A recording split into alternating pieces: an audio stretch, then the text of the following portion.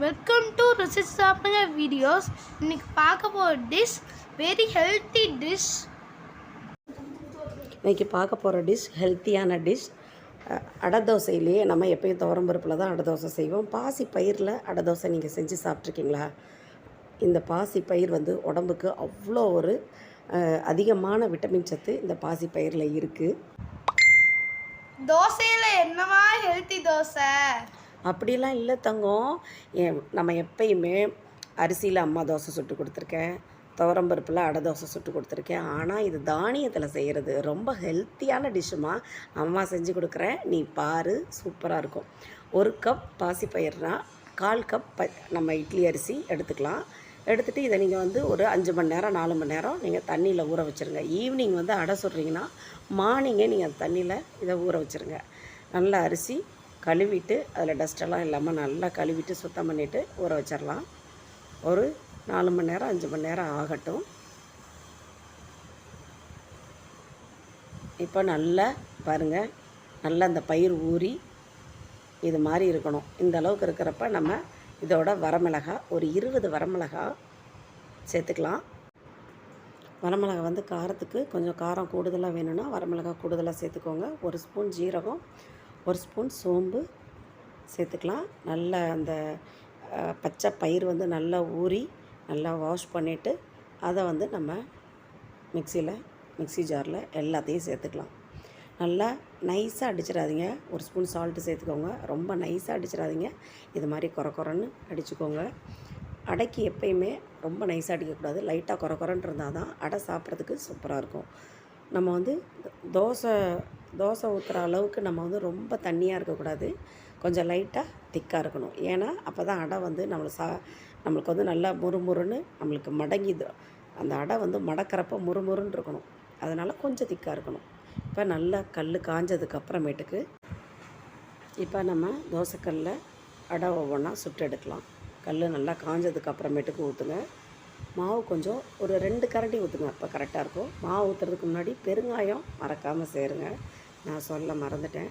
2 spoon இது மாதிரி 2 கரண்டி. அடைக்கு வந்து கொஞ்சம் திக்காக இருக்கணும். அடை ரொம்ப மெலிசாக இருக்கக்கூடாது, கொஞ்சம் திக்காக இருந்தால் தான் அப்போ வந்து உங்களுக்கு நல்லா முறுமுறுன்னு வரும். நல்லா அடைனாலே கொஞ்சம் திக்காக இருக்கணும், அப்போ தான் நல்லாயிருக்கும். இந்த அளவுக்கு நல்லா இது பண்ணதுக்கப்புறம் தேங்காய் சில் வந்து நல்லா குட்டி குட்டியாக இது மாதிரி நறுக்கி போடுங்க. சாப்பிட்றப்ப இப்போ நல்லாயிருக்கும். துருவி போட்டிங்கன்னா அந்தளவுக்கு மசாலாவோடு சேர்ந்துடும். இது மாதிரி போடுறப்ப நம்ம சாப்பிட்றப்ப வாயில் தென்பட சூப்பராக இருக்கும், சாப்பிட்றதுக்கு டேஸ்ட்டாக இருக்கும். மேலே வந்து ஆனியன் தூவிக்கோங்க, இது மாதிரி தூவிக்கோங்க. சில பேர் மாவுலேயே கலந்து ஊற்றுவாங்க. இது மாதிரி நம்ம மேலே தூவி சாப்பிட்றப்ப ரொம்ப அது முறுமுறுன்னு சாப்பிட்றதுக்கு ரொம்ப டேஸ்ட் வேறு லெவலாக இருக்கும். அதில் ஆயில் ஊற்றிக்கோங்க. ஆயில் வந்து நல்லெண்ணெய் யூஸ் பண்ணுங்கள், அது ரொம்ப நல்லது. நல்லெண்ணெய் வந்து அடைக்கு கூடுதலாக டேஸ்ட்டு கொடுக்கும். நல்லெண்ணெய் எப்பயும் பியூர் நல்லெண்ணெய் வாங்கி வச்சுக்கோங்க. எப்பயுமே நல்லெண்ணெய் ஊற்றி தோசை சாப்பிட்டா நம்ம உடம்புக்கும் நல்லது. கொலஸ்ட்ரால் இந்த ப்ராப்ளம்லாம் வராது. அவ்வளோதான். பாசி பயிரில் வந்து நீங்கள் வந்து பாசி பயிர் முளைக்கட்டி தாளித்து சாப்பிட்லாம். வாரத்தில் 3 முறையாவது பாசி பயிர் நீங்கள் சாப்பிடணும். அதே மாதிரி இந்த பாசி பயிரை வேக வச்சுட்டு அதில் கொஞ்சம் வெல்லம், தேங்காய், ஏலக்காய் துருவி அதையும் போட்டு மிக்ஸ் பண்ணிவிட்டு குழந்தைங்களுக்கு கொடுக்கலாம். ஒரு 4-5 வகையாக கொடுக்கலாம். இதுலேயே நான் பாசி பயிர்லேயே நான் வந்து உங்களுக்கு சாம்பார் எப்படி வைக்கணும்னு நான் நெக்ஸ்ட் வீடியோவில் செஞ்சு காட்டுறேன். இது வந்து ரொம்ப துவரம்பருப்போட இந்த பாசி பயிர், துவரம்பருப்பை விட இந்த பாசி பயிர் உடம்புக்கு ரொம்ப ரொம்ப நல்லது. பாசி பயிரை நீங்கள் பவுடர் பண்ணி, அதாவது இதை நல்லா நைஸாக பவுட்ரு பண்ணிவிட்டு அதில் கொஞ்சம் கடலை மாவு மிக்ஸ் பண்ணிவிட்டு டெய்லி முகத்தில் போட்டுட்டு வந்தீங்கன்னா முகம் நல்லா ஷைனிங்காக, நல்லா ப்ரைட்டாக, நல்லா கலராக இருப்பீங்க. இது வந்து அவ்வளோ ஒரு ஷைனிங் கொடுக்கும் ஃபேஸுக்கு. ஹேருக்கும் போட்டுக்கலாம். நீங்கள் இந்த பாசிப்பயிரோட பவுட்ரை ஹேருக்கும் போட்டுக்கலாம். முடி நல்லா ஷைனிங்காக இருக்கும், முடி நல்லா வளரும், நல்ல உடம்புக்கு குளிர்ச்சியும் கூட. இது வந்து இந்த வார டிப்ஸ். உங்களுக்கு டிப்ஸ் எல்லாம் உங்களுக்கு பிடிச்சிருக்கா அப்படின்னு சொல்லிட்டு ப்ளீஸ் கமெண்ட் பாக்ஸில் கமெண்ட் பண்ணுங்கள், லைக் பண்ணுங்கள், ஷேர் பண்ணுங்கள்.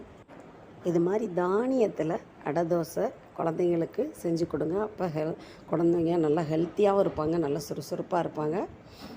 வந்து என் பையன் எப்படி சொல்கிறான்னு வாங்க பார்க்கலாம். அம்மா சூப்பர்மா, செம்மம்மா, இதே தோசையை எப்போவுமே செஞ்சு கொடுமா. ஓகே டி செல்லம். தேங்க்யூ ஃபார் வாட்சிங்.